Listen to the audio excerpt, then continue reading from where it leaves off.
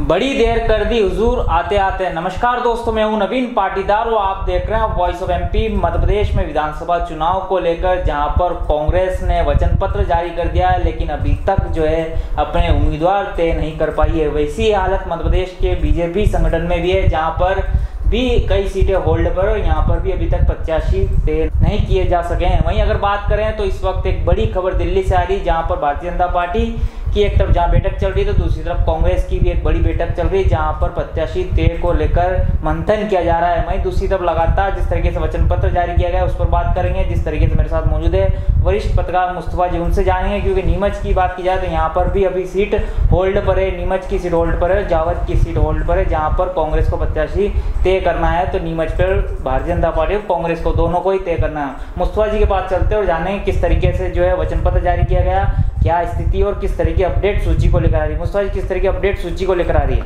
देखिए नवीन, बिल्कुल ठीक कहा आपने, बड़ी देर कर दी हुजूर आते आते। एक तरफ जहां राजनीतिक दल लगातार ये बात बोल रहे थे कि चुनाव के 2 महीने पहले ही प्रत्याशियों के नाम की घोषणा वो कर देंगे और सर्वे के आधार पर टिकट दिए जाएंगे, और ताकि वो लोग प्रचार के अंदर जुट जाएं।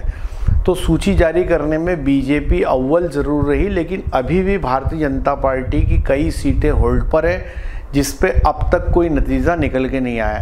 ख़ास तौर पे जो बात आपने कही, नीमच में बीजेपी का उम्मीदवार घोषित होना है, मनासा में होना है। नीमच ज़िले की यदि बात करें तो केवल और केवल जावद में उन्होंने ओम प्रकाश सकलेचा का टिकट घोषित किया है। नीमच और मनासा की उम्मीदवारी की घोषणा होना बाकी है। दोनों ही सीटों पर बीजेपी का कार्यकर्ता असमंजस की स्थिति में है कि क्या होने वाला है।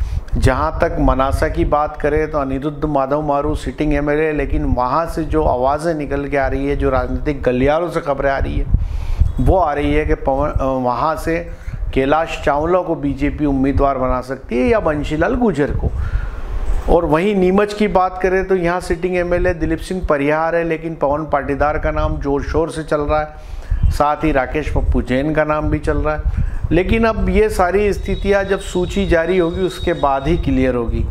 ठीक कमोबेश वैसी ही स्थिति कांग्रेस पार्टी की है। कांग्रेस पार्टी ने मनासा में अपना उम्मीदवार घोषित किया नरेंद्र नाहटा का, और काफ़ी ताकत के साथ नरेंद्र नाहटा ने वहाँ पे अपना दौरा शुरू कर दिया, और वो टिकट मिलने के पहले ही वो काम पे लग चुके थे और पूरी विधानसभा में वो घूम रहे थे। लेकिन कांग्रेस पार्टी ने नीमच और नीमच और जावद में अब तक उम्मीदवारी घोषित नहीं की है। जबकि जहाँ तक जावद का सवाल है, कांग्रेस के खेमे से जो खबरें हैं वो ये है कि समंदर पटेल को ही वहाँ से उम्मीदवार बनाया जाएगा। और समंदर पटेल के लिए कांग्रेस पार्टी के जो आला कमान से जो खबरें आई थी वो ये थी कि जो तमाम ये पूर्व में ही वो तय कर चुकी, और ये भी सही है कि समंदर पटेल 1 महीना पहले से ही वहाँ सक्रिय है, वहाँ दौरे कर रहे हैं, वहाँ ग्रामीणों से मिल रहे हैं और अपने लिए वोट भी मांग रहे हैं। लेकिन ये भी सही है कि अब तक अधिकृत सूची जारी नहीं हुई है, इसलिए वहाँ भी असमंजस की स्थिति में है मामला, क्योंकि वहाँ से सत्तू पाटीदार उम्मीदवारी जता रहे हैं और अभी हाल ही में वो दिल्ली भी गए, भोपाल भी गए। तो कहीं ना कहीं जो उम्मीदवार होते हैं, जो मैदान में काम करते हैं, उनको ये लगता है कि भाई आखिर होना क्या है। काफ़ी एश्योरेंस होता है, काफ़ी एक आपको भरोसा होता है कि नहीं टिकट आपका ही होने वाला, लेकिन वो अधिकृत सूची आती है तभी उस पर सील मोहर लगती है। तो नीमच में भी वही स्थिति है, नीमच में भी उम्मीदवार घोषित नहीं हुए। पहले खबरें थी कि उमराव सिंह गुर्जर को ये फ्री हैंड दिया गया और कहा है कि आप ही उम्मीदवार होंगे, और उन्होंने अपनी जो है एक्टिविटी यहाँ शुरू कर दी थी। लेकिन बाद में कई तरह की खबरें आती रही, और इस उम्मीदवारी की लाइन में तरुण भाईती है, तो वहीं भानु प्रताप सिंह है, मधु बंसल है। तो अधिकृत सूची जब तक आ नहीं जाती है तब तक असमंजस बरकरार रहता ही है, और हर उम्मीदवार को ये लगता है कि कहीं ना कहीं उसका नाम आ जाएगा या कुछ उसको उम्मीदवारी मिल सकती है। तो दोनों ही दलों की यदि बात की जाए तो दोनों ही दल अपने अपने लिहाज से जो काफ़ी ऐसी सीटें हैं जहाँ पर वो उम्मीदवारी की घोषणा अब तक नहीं कर पाए हैं और वो होल्ड पर है। तो अभी जो खबरें आपके पास आई है, जो दिल्ली के अंदर जो मंथन चल रहा है वो ये है कि अभी कुछ देर में दोनों ही पार्टी अपनी बची हुई सीटों पर सूची जारी कर सकते हैं। नबी मुस्तफा साथ ही अगर बात किया है, जिस तरीके से आज वचन पत्र कमलनाथ ने जारी किया, किस तरीके से किसानों का जो कार्ड खेला उस वचन पत्र में, क्या मानते हैं, किस तरह के सोचते हैं आप? देखिए नवीन, सबसे पहले तो मैं वाइसम एमपी की पूरी टीम को साधुवाद दूंगा। अगर मध्य प्रदेश में और देश में सबसे पहले इस मुद्दे को अगर किसी ने उठाया तो वाइसम एमपी ने उठाया, और हमने सबसे पहले ये कहा कि जो डोडा चूरा है उसमें जो मार्फिन का कंटेंट है वो 0.02% से कम है और ये एनडीपीएस के तय प्रावधानों में नहीं आता है। जब यहाँ पर कलेक्टर कौशलेन विक्रम सिंह हुआ करते थे और अफीम फैक्ट्री के अंदर जब जीएम एचएन मीणा हुआ करते थे, उस समय ये मुद्दा उठा था। और ये मुद्दा जब कुंडली के अंदर एक केस हुआ था उसके बाद ये मुद्दा उठा था, और उसके बाद ये बात आई थी कि ये जो पोस्ता छनाई का काम होता है और उसमें जो डोडा चूरा का जो कंटेंट आता है उसको लेकर एनडीपीएस की जो कार्रवाइयाँ होती है उसको लेकर लोग नाराज़ थे। वहीं डोडा चूरा के केसों में हज़ारों किसान जो है वो जेलों में बंद है। तो इस पर से ये बात उस डोडा चूरे का जो फैक्ट्री के लैब टेस्ट कराया गया था और उस टेस्टिंग में यह बात सामने आई थी कि इसमें जो मार्फिन का कंटेंट है वो एनडीपीएस के तय प्रावधानों से कम है। ऐसी स्थिति में डोडा चूरा को एनडीपीएस से बाहर करके इसको आबकारी एक्ट में लिया जाए। तो वाइसम एमपी ने जब इस मुद्दे को उठाया था तब ये जो राजनीतिक क्षेत्र में जो लोग काम करते हैं उनको ये चुटकुले जैसी बात लग रही थी। लेकिन उसके बाद देखिए कि लगातार जो अफीम उत्पादक अंचल के सांसद हैं वो अपना जो प्रतिवेदन हर साल जब वित्त मंत्रालय को अफीम पॉलिसी के पहले जो प्रतिवेदन वो सौंपते हैं, चाहे वो सीपी जोशी हो, चाहे सांसद सुधीर गुप्ता हो, चाहे दुष्यंत सिंह हो, तो वो अपने प्रतिवेदन में ये प्रमुखता से ये लाइन लिखते हैं कि डोडा चूरा को एनडीपीएस से बाहर किया जाए। और कांग्रेस इस मामले में आगे निकल गई है, उसने इस मुद्दे को लपक लिया है और आज जो वचन पत्र उसने जारी किया उस वचन पत्र में उन्होंने इस बात को लिखा है कि वे एनडीपीएस से डोडा चूरे को बाहर निकालने की पैरवी करेंगे। उनकी सरकार बनेगी तो वो इसका प्रतिवेदन दिल्ली भेजेंगे और इस बात के लिए लड़ाई लड़ेंगे, कोशिश करेंगे कि डोडा चूरा को एनडीपीएस से बाहर किया जाए और जो हज़ारों बेकसूर किसान जेलों में बंद हैं उनकी रिहाई का रास्ता आसान हो सके। तो ये एक बहुत ही महत्वपूर्ण मुद्दा है और मालवा और मेवाड़ दोनों ही रीजन में इस समय विधानसभा चुनाव होने हैं। तारीखों का थोड़ा हेरफेर हो सकता है और ये पूरा जो रीजन है ये अफीम उत्पादक इलाका है और इस मुद्दे के आने के बाद निश्चित तौर पे इसका फ़ायदा कांग्रेस को मिल सकता है, क्योंकि अफीम किसान पहले ही गुस्से में है, नाराज़ है। सीपीएस को लेके नाराज़गी उनके मन में, वहीं पोस्ता दाने के विदेशों से आयात पे नाराज़गी है, डोडा चूरे के मूल्य वो चाहते हैं। तो ये तमाम मुद्दे हैं जो यहाँ की आबो हवा में घूम रहे हैं, यहाँ की आबो हवा में चल रहे हैं, किसानों के बीच ये मुद्दा चल रहा है। तो ये तमाम मुद्दों पे बात करने की ज़रूरत है और चुनाव जब होते हैं तो जाहिर सी बात है यही एक मौका होता है जब आम आदमी की आवाज़ को उठाया जाए और यही वो समय था जब कांग्रेस ने इस मौके का फ़ायदा उठाया और अपने वचन पत्र के अंदर जो आज भोपाल में जारी हुआ उसमें इस बात को प्रमुखता से कहा गया है। तो कहीं ना कहीं ये साफ हमने देखा है, हमने 2 महीने 3 महीने पहले से हम लगातार बात कर रहे थे कि इस चुनाव में जो विधानसभा का चुनाव है इसमें किसानों का मुद्दा एक अहम मुद्दा होने वाला है और दूसरा करप्शन। ये दोनों ही मुद्दे मध्य प्रदेश के अंदर इस विधानसभा चुनाव में चारों तरफ दिखेंगे, क्योंकि जहाँ पे किसान मंडियों की बदहाली को लेके नाराज़ है, वहीं लहसुन प्याज के दामों को लेके नाराज़ है, फसल नुकसानी को लेके नाराज़ है।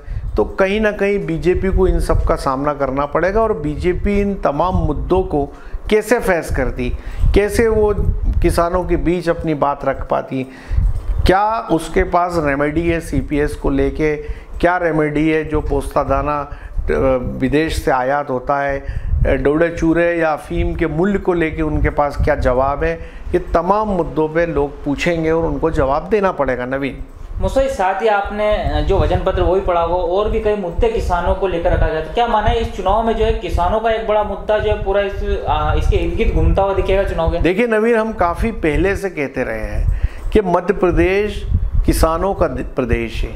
यहाँ पर जो मुख्य जो हमारे प्रदेश का जो पूरा अर्थव्यवस्था है वो खेती किसानी के आसपास घूमती है। और यहाँ पर यदि जाति धर्म से ऊपर उठ के बात करें तो मध्य प्रदेश में सर्वाधिक वोट बैंक जो है वो किसानों का वोट बैंक है। किसान चाहे जिसको सरकार में बिठा सकते हैं और चाहे जिसको सरकार से उतार सकते हैं। तो और यही बात है कि किसानों जो हमने देखा, लहसुन की बात करें तो जब लहसुन मंडियों में बिकने आई थी तो मालवा की मंडियों में उनको उचित दाम नहीं मिला। हमने ये भी देखा कि लहसुन को पानी में बहा दिया किसान ने, या लहसुन के मंडी में जो ढेर था उसको माचिस लगा दी। तो आपने देखा होगा प्याज जब आए तो उसका दाम नहीं मिला तो मवेशियों ने प्याज खाए।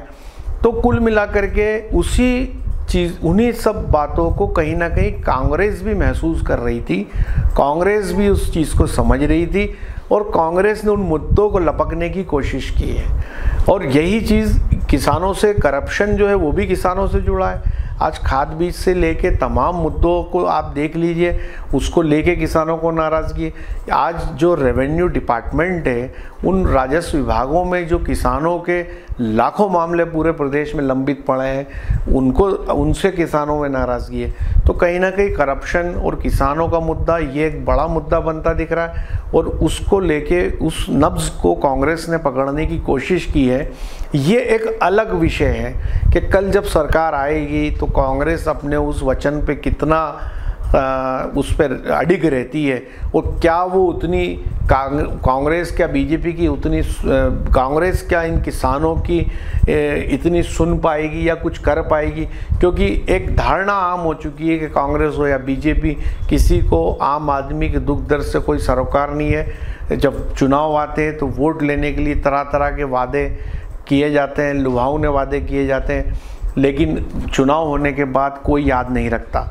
और उसी का परिणाम है कि आज़ादी के इतने साल बाद भी आज कई गांव ऐसे हैं जहाँ पे बिजली नहीं है, पानी नहीं है, वहाँ पे चिकित्सा व्यवस्था नहीं है।